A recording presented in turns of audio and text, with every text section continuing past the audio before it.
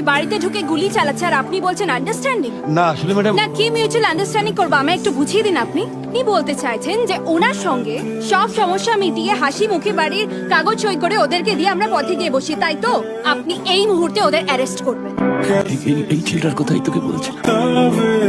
ওইদিকে কি দেখছেন? আমি আপনার সাথে কথা বলছি, আমার দিকে তাকান।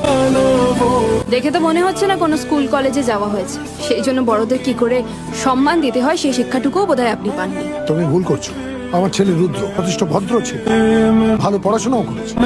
তাহলে তো দোষটা আপনারই, যে ছেলেকে পড়াশোনা শিখিয়ে শিক্ষিত না করে আপনি গুন্ডা তৈরি করেছেন। তুমি ভুল করছো। স্যার আপনার ভুল হচ্ছে, আর ভুল যখন হচ্ছে সেটা শুধরে নেবেন আপনি।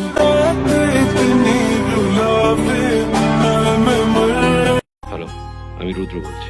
ইরা, আমি আসছি তোমার কাছে। আপনার সাহস দেখে তো আমি অবাক হয়ে যাচ্ছি। শোনো ইরা, আমার নাম ধরে ডাকবেন না আপনি। আপনি যদি মনে করে থাকেন এইসব করে বাড়ির দলিল আপনার নামে লিখে দেব, তাহলে সেটা খুব ভুল করছেন আপনি। আমি তোমাদের বাড়িটা চাই না ইরা, তাহলে কি চান? তোমাকে। আজকে তোমার সাথে এই পুলিশ স্টেশনে দেখা হওয়ার পর থেকে না আমি তোমায় ভুলতে পারছি না। তুমি বুঝতে পারছো আমি তোমায় কি বলার চেষ্টা করছি ইরা? আপনি জানেন আমার পরিচয়? আমি জানতে চাই না, আমি শুধু তোমাকে চাই, ব্যাস। পকেটে বন্দুক রেখে কি মনে করেছেন নিজেকে আপনি?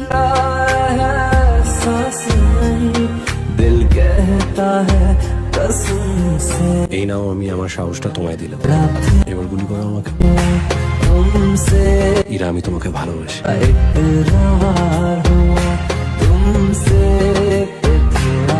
আমাকে বিয়ে করবে?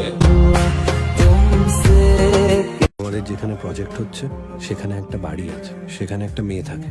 আমাদের অফিসের একটা ছেলে ওকে বিয়ে করতে চায়। কত বড় সাহস বলো তো? ভালো লেগেছে তাই বলেছে। মেয়েটা বিধবা, বিধবা মেয়েকে কেউ এটা বলতে পারে বলো তো? তুই কোন যুগে বাস করিস রুদ্র? আজকাল বিধবা সধবা এসব কেউ মানে নাকি? মেয়েটা বরং একটা নতুন জীবন পেতে পারে। ভালো কাজই করেছে ছেলেটা।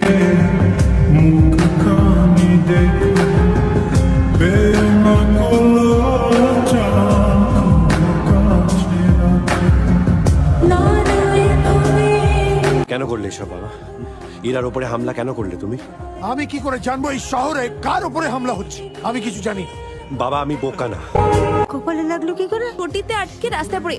ও কিছু নাই। আরে কি হলো? ইরা, কিন্তু তুমি বিশ্বাস করো আমি ওদেরকে পাঠাইনি। ইরা প্লিজ আমার কথাটা শোনো। ইরা, আমি তোমাকে ভালোবাসি। আমি এর আগে কাউকে কখনো ভালোবাসিনি।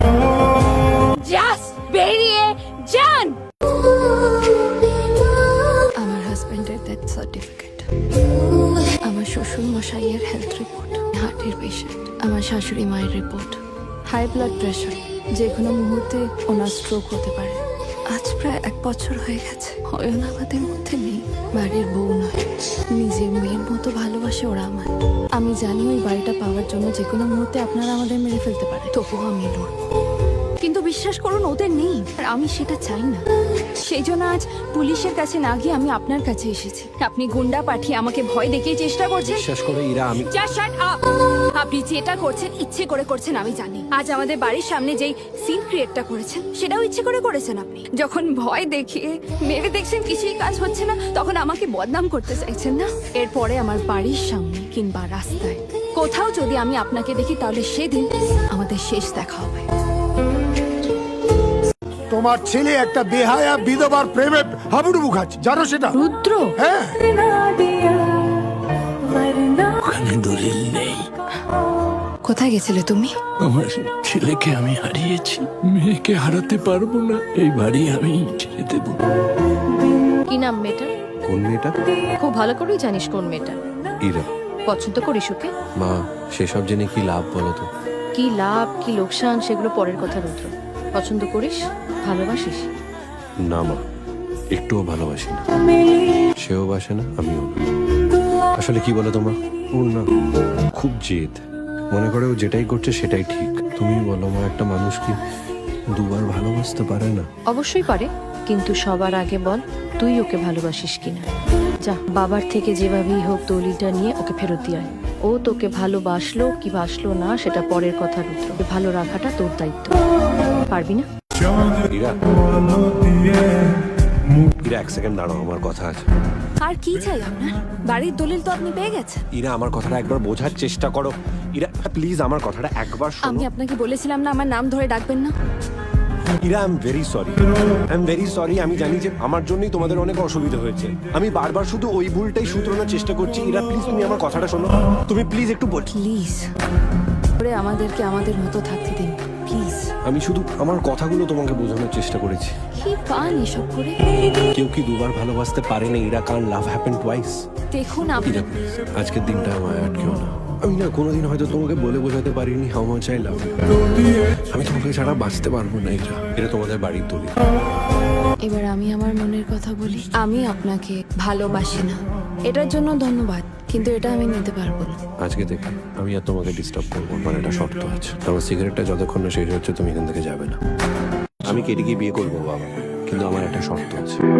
কি শর্ত? তোমার প্ল্যানে একটা ছোট্ট চেঞ্জ করতে হবে বাবা। প্ল্যান চেঞ্জ করতে হবে? ইয়েস, যেমন? তোমাকে ইরাদের বাড়িটা ছেড়ে দিতে হবে। তুমি যদি রাজি হও বাবা, তাহলে আমি ব্যবসায় মন দেবো, আর কোনো অশান্তি করবো না। তুমি যা বলবে তাই করবো। বারাসাতের মতো এই কেসটাও ক্লোজ করার সময় চলে এসেছে। ক্লোজ করো। ইরাকে ভেতরে আসতে পারি? ভালোবাসো? হ্যাঁ, ভালোবাসি। আমার ছেলেকে ভেবো না রুদ্র আমাকে এখানে পাঠিয়েছে। তুমি কি নতুন করে জীবন শুরু করতে পারো না? না, আপনিও একজন মেয়ে, আশা করি আমাকে একটু বুঝবেন। নিজের বউ মানে নিজের মেয়ের মতন ভালোবাসে ওরা আমাকে। আমার মধ্যে অয়ন কি খুঁজে পায়, এটা আমি কোনোদিনও ওদের কাছ থেকে কেড়ে নিতে পারবো না। আমি আপনার ছেলেকে ভালোবাসি না। হ্যালো বস, তুমি কোথায় আছো? বাড়ির বাইরে এসো। কি হয়েছে? বস তাড়াতাড়ি এসো, আর্জেন্ট আছে, নাহলে কিন্তু অনেক বিপদ হয়ে যাবে। এক্সকিউজ মি, আমাকে একটু বাইরে যেতে হবে, আমি আসছি। কি হয়েছে, ডাকছিলি কেন? বস একটা ব্যাড নিউজ আছে, ইরাকে টপকানোর অর্ডার পেয়েছে শিবু। ইরা? হ্যাঁ, আজ সন্ধ্যেবেলাতে অপারেশন, ঠিক বারাসাতের কেসটার মতন, ওর বাড়ির বাইরেই। আমি জাস্ট খবর পেলাম তাই তোমাকে। বস আমাকে অনেকদিন ধরে ওরা বলছিল, আমি না করে গেছি, তাই হয়তো শিবুকে। বস ইরাকে বাঁচি নাও বস।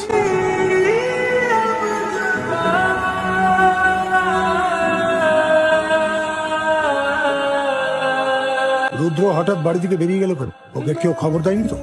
না স্যার, আরে খবরটা জানবে কিভাবে?